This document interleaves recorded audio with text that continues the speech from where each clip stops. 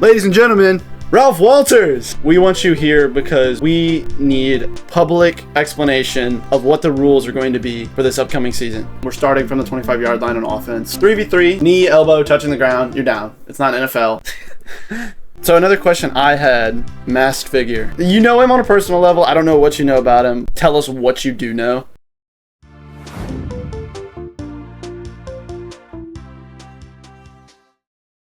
How about them Tigers? Just how about them? How about we just finished watching the LSU game?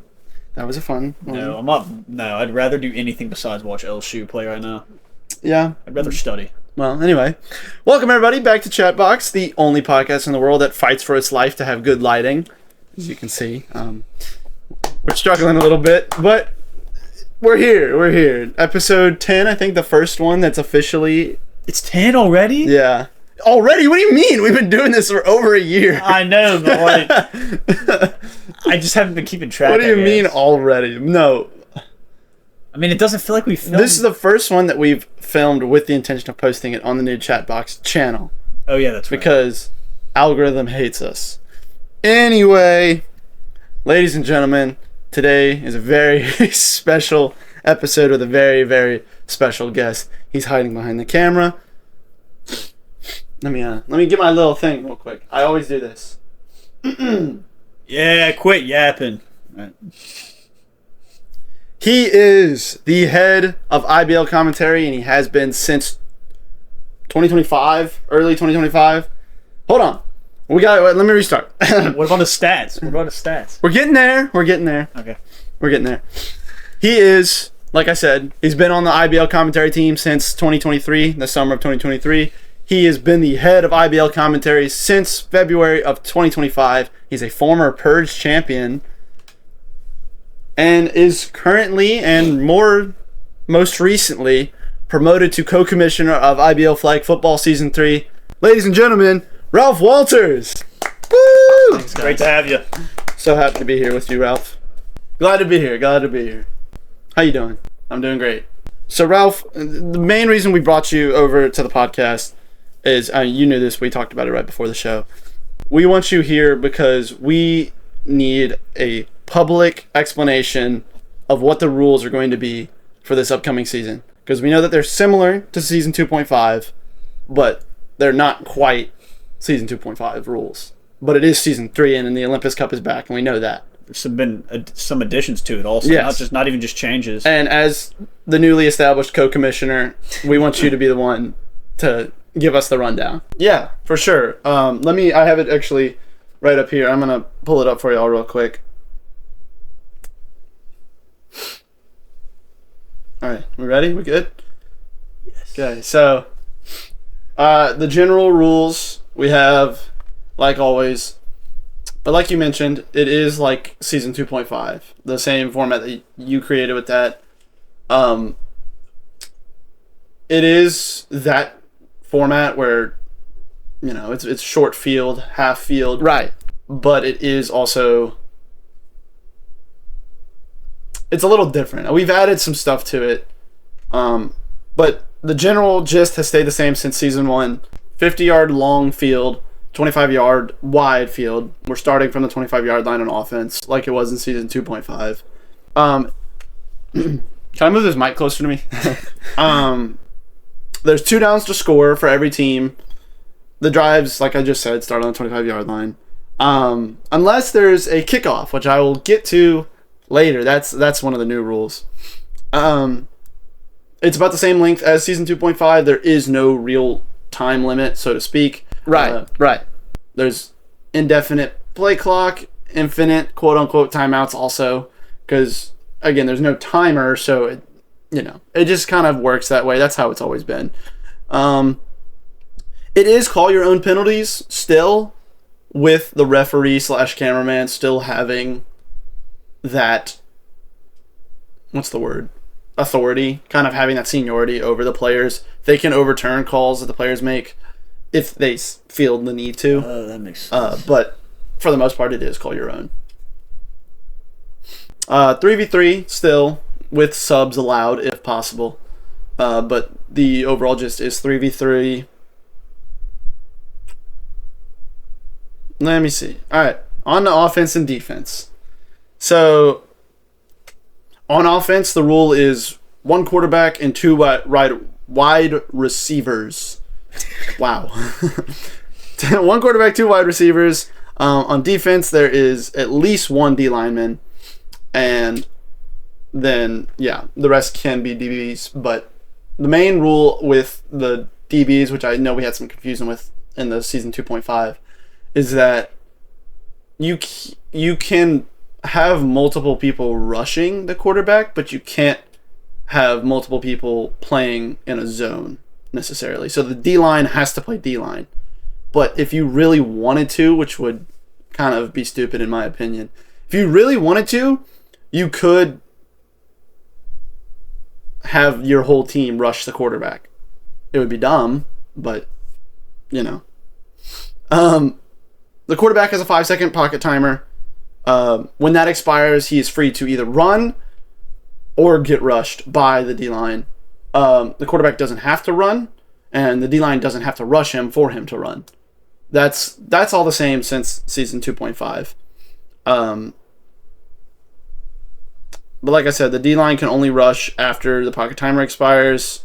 So there is no running plays besides quarterback runs, which I explained, which kind of goes along with why I said there has to be 2 wide receivers, because, you can't, there's no flea flickers, there's no running backs, there's none of that. It's just, it works better for the amount of players that there is. There are no laterals behind the line of scrimmage, so again, back to flea flickers, there's no flea flickers. I know we had a bit of a confusion with that in the first game of the season. Right. So that's, we'll deal with that when that comes. But no, there's no flea flickers, there's no lateral. You can lateral after a forward pass is made or after a run has started. Once the ball is past the line of scrimmage, laterals are fair game. But they also comes with fumbles. And if a fumble hits the ground, even on a lateral or anything, it's not recoverable by the defense. It's just, if it hits the ground, it's down right there. Most of the time, that has turned out to be a turnover anyway. So, but that's just how it ends up being. Down is down. I'm about to sneeze. Bless you. Bless you.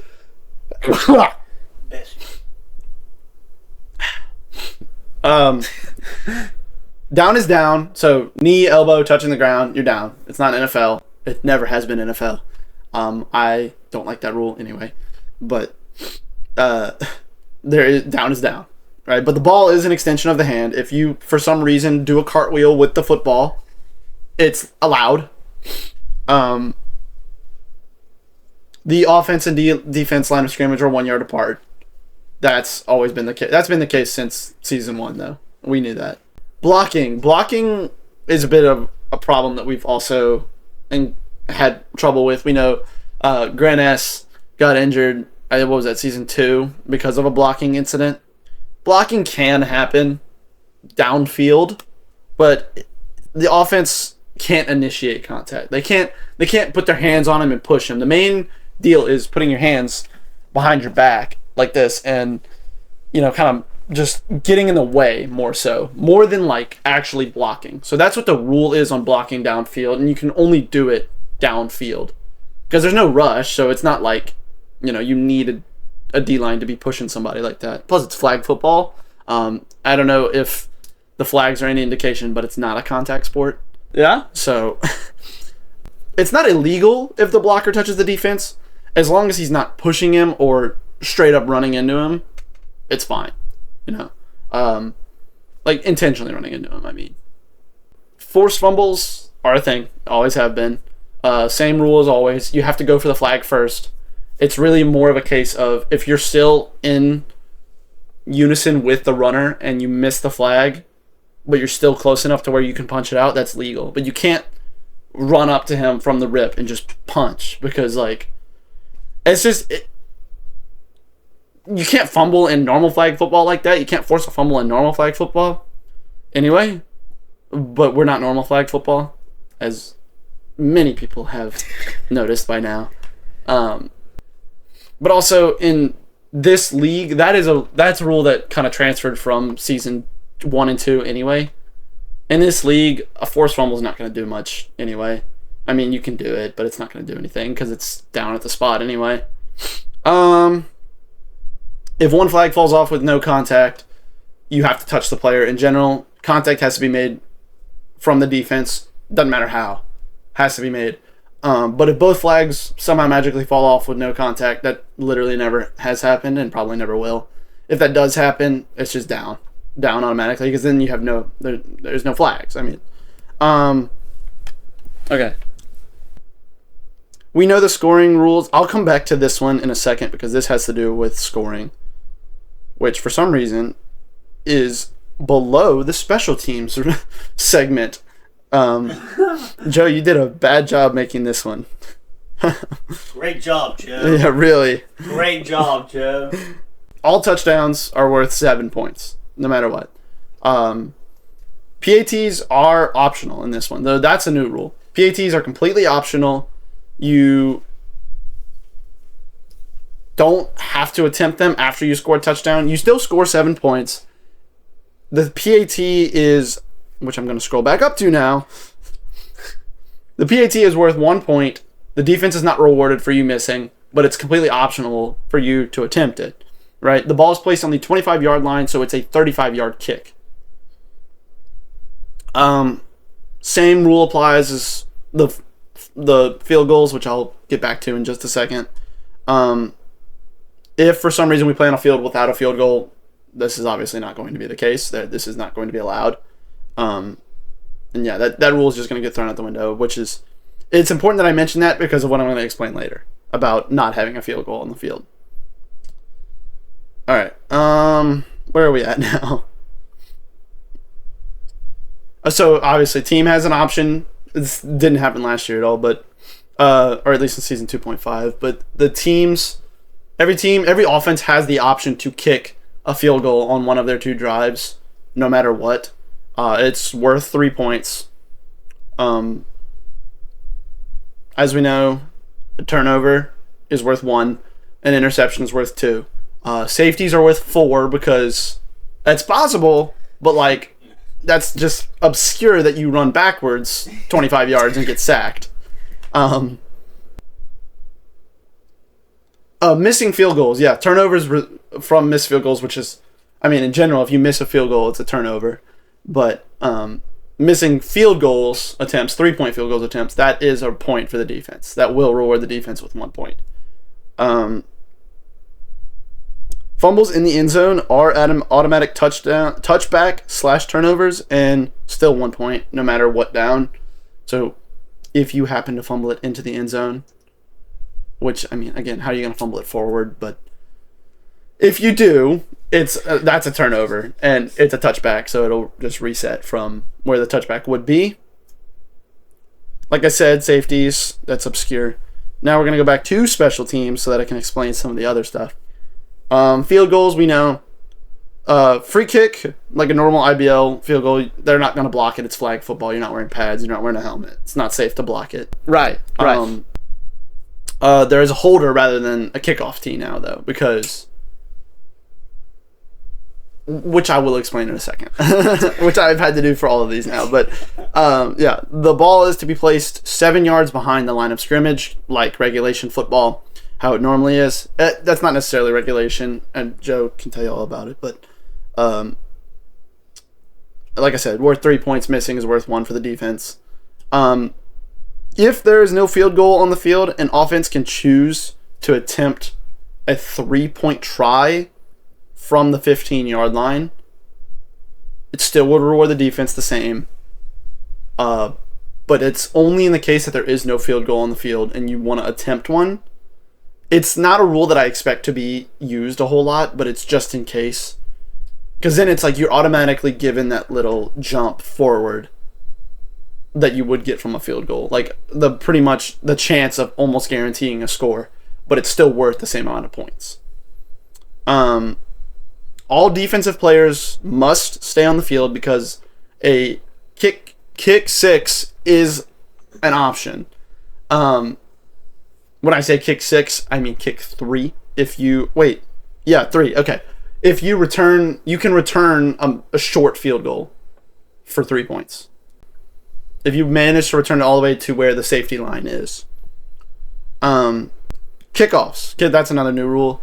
Kickoffs will be conducted conducted and returnable before the top of the first and bottom of the third quarter. So that'll start both of those drives. The team that starts the game with the ball will receive at the top of the first, and the team that defends will receive receives the first kick will receive at the bottom of the third. And that's just how the possessions kind of flip-flop. It's like baseball. A kick can be returned for field position or a touchdown. When a returner is down, that's where the quarter's drive will start. So, for example, if you kick it and return the kick back to the 10-yard line, your drive starts from the 10. You have 2 downs from the 10-yard line. But you don't. If you score, I'm ahead of myself here. I'm usually behind the screen with the microphone, not in front of the camera with a microphone. So this is a little new environment for me. Okay, so I explained down is down, or where the down is be. If it is returned for a touchdown, then there's no drive for the offense. That's their drive right there, because they scored a touchdown. I mean, that's the goal of the drive. That's the goal of the two downs you get anyway. PAT obviously still allowed from that. Every second and fourth drive for both teams will start from the 25-yard line like normal. There's nothing that changes there. Kickers can choose their kickoffs to be either traditional or punts. So if you're going for like traditionals, like off a tee or a holder, either or is fine. The ball must be kicked from the 10-yard line. If you're punting it, which is also an option we've implemented, I think, in Season 2. If you're punting it, then you have to kick it before the 10-yard line. So, because, punting takes a couple steps.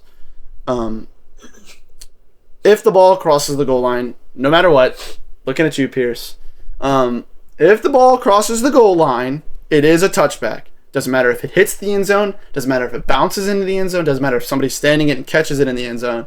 If it crosses the goal line on a kickoff, it's a touchback. That's it. that is set in stone and has been since Season 1. I remember that. It literally says, I'm looking at you, Pierce, on this sheet. If the ball goes out of bounds behind the 25-yard line, that's a legal procedure, and the ball will be placed on the 25. So if it goes over the 25 but goes out of bounds at the 30, then it's 25. If it goes out of bounds in front of the 25-yard line, then where it goes out of bounds is where it's going to be placed. So that ends up being like a punt, which does not benefit the kicking team whatsoever because a 25-yard kickoff is really bad. So,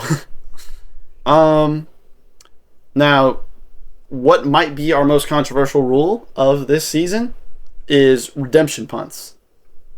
If a team is down by 7 or less, including ties, 0, down by 0, after a turnover on their last drive, so including the 1 point from the turnover,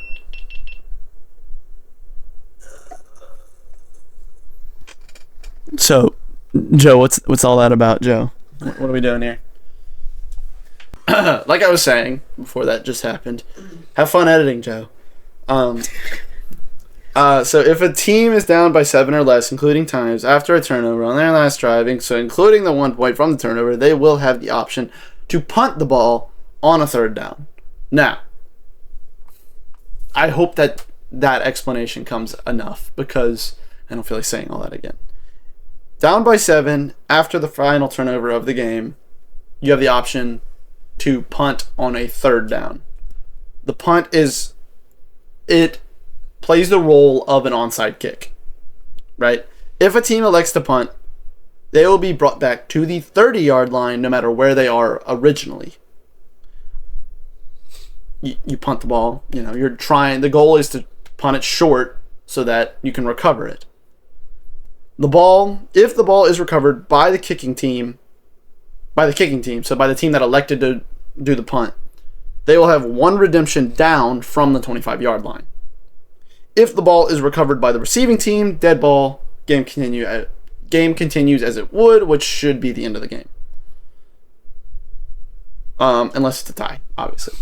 So, and again, another discrepancy from the first game that was not yet expressed, from what I understand, to the teams that were playing, but that's okay. I wasn't present for that one. The kicking team will line up within 3 yards in front of the kicker. So if the kicker's at the 30 or if the kicker kicks it before the 30, then the kicking team should still be on the 30. So the kicker should be kicking it essentially from the 33. The receiving team will line up 10 or more yards from the line of scrimmage, like an onside punt. Receiving team can recover the ball legally if it doesn't go the required 10 yards. That's just how an onside kick works anyway. If you run up and get it, that's fine. For the kicking team, the ball must go 10 plus yards from the kicker or line of scrimmage to count as recoverable for the kicking team. So technically the ball should go 10.1 yards. The kicking team can recover the ball if it touches a player on the receiving team. Again, onside kick, any kickoff rule really. If it touches them and goes into their possession, that's fine. Out of bounds touchbacks are the same as previously described, but again, that'll be at the end of the game. So touchbacks, whatever. That's not going to help anybody. Went through scoring overtime. This changed, from what I understand. This changed after this last game because of some insane. Could go check it out. Oh gosh, yeah, I remember hearing about that. So teams will alternate, no matter from the rip. Teams will alternate attempting 2 PATs from the 5-yard line until one team scores and the other misses, in the same top/bottom order that they have been the whole game. If a 5th overtime is required, then the remainder of the game, this is brand new. So this is new for Season 3, after Season 3 had already started. If a 5th overtime is required, the remainder of the game will be on a 6-minute timer. If the time expires in the top of the OT period, the game still ends in that result. There will be a 20-second play clock for this circumstance. If the timer expires and the teams are still tied, each team can attempt one 35-yard field goal for the win. If they both make it or they both miss, there's one retry. After the first retry, it doesn't happen again. If all else fails and all of this fails to produce a winner, that game will end in a tie. But this whole 6-minute deal, this whole timer deal, does not happen. The field goal doesn't happen. The timer doesn't happen in playoffs or in the championship, because you don't want a playoff game or championship to end in a tie. I mean, So that'll only happen in regular season. Ties will only affect rankings. I didn't even mention this, and I totally should have, because it's at the bottom of the list. This is not very well designed for a podcast. This is very well designed for somebody reading it that knows generally what it is, but it's not designed well for a podcast. It's a rules list, not a script. Yeah, that's about right. So, similar to how we did scrimmages in Season 2.5, that's how the whole season is going to be, except for playoffs and the championship. So the whole season is going to be, you don't know who's playing when. Anybody can be anywhere, is the main gist of it. It's a bunch of free agents. It's a bunch of free agents.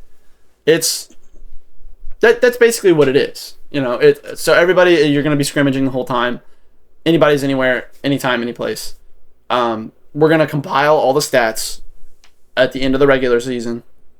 And yeah, we're going to compile all the stats at the end of the regular season.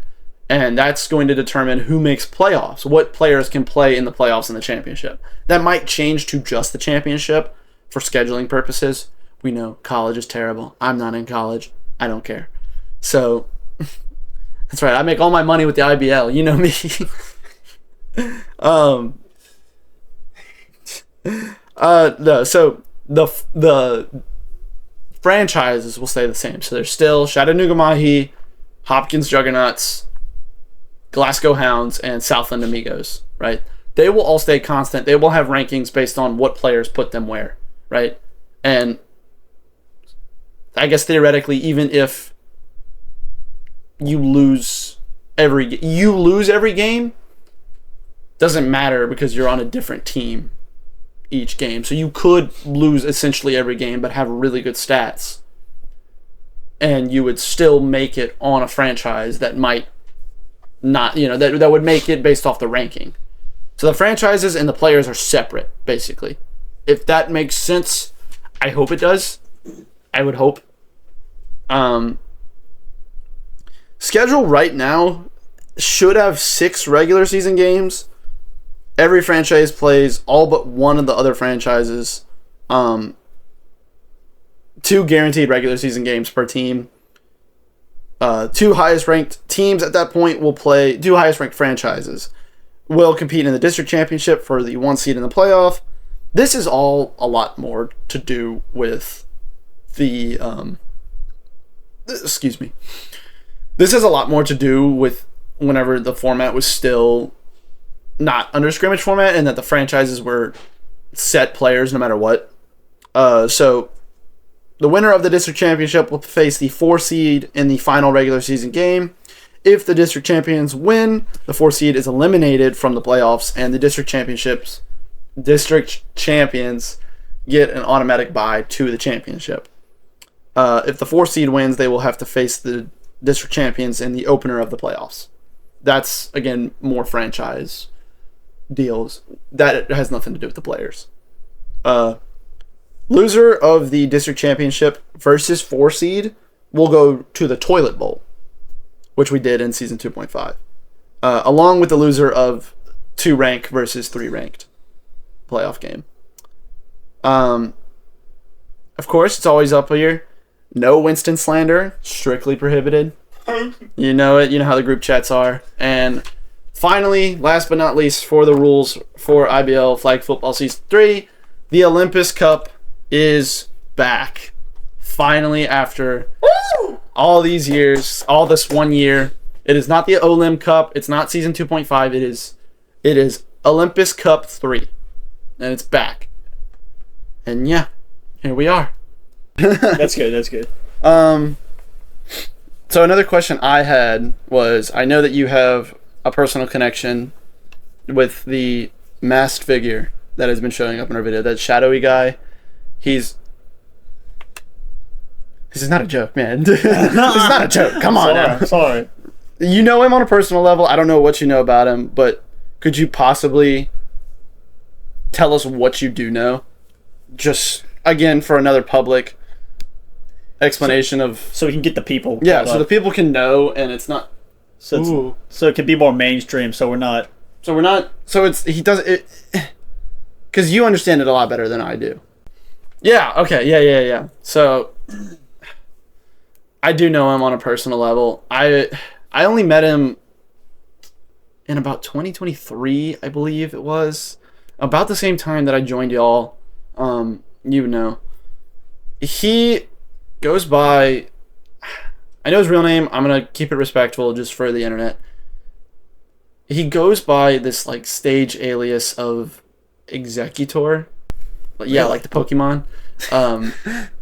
And I don't know what it is about him personally. I don't think he's necessarily evil. He really likes to make a big deal over other people not doing stuff the way he does. I think he wants to create something similar to how you guys do it, but he does it to a level to where he's so selfish, and he wants his own, like, he wants to be the greatest of all time of something that he created. It would be like if Roger Goodell was on the Patriots every year that they won the Super Bowl. Right.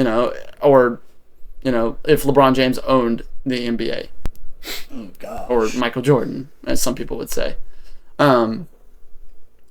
I think that's kind of his motive, is that he wants success that he created, if that makes sense. Like, he wants to be the best of his own thing, not necessarily that he's evil. Because, like I said, I know him on a personal level. I know that he's not evil. He's not a bad guy. I just think that he really doesn't like that you're able to have people show up to games and people show up to tournaments, like the pool tournament. You have what, 12, 11 people for that? Right. And, like, you know, I think nobody wants to do it. Nobody wants to do his stuff. Nobody wants to be in his version of what you do, because he just makes it so he wins everything, you know? So I think that's kind of why he bugs you about it, because I don't know if I would call it jealous. Because, I mean, you know, no disrespect here, but you're not Dude Perfect. You know, y'all have, what is it, 4,000 subscribers now? A little under? I mean, it's great, but I don't know. He's kind of a special character, and it is what it is. Well, Ralph, before we let you go, thank you for coming, of course. We do have a little surprise for you today. It's our first official brand deal with Dubby, and we want you to be our first podcast guest to try a flavor. Yeah, of course, of course. You already. I don't want to open this up like I'm plugging the mic. We set up some. I had some. Before. It's really good. It's pretty good. Nice Mercedes cup.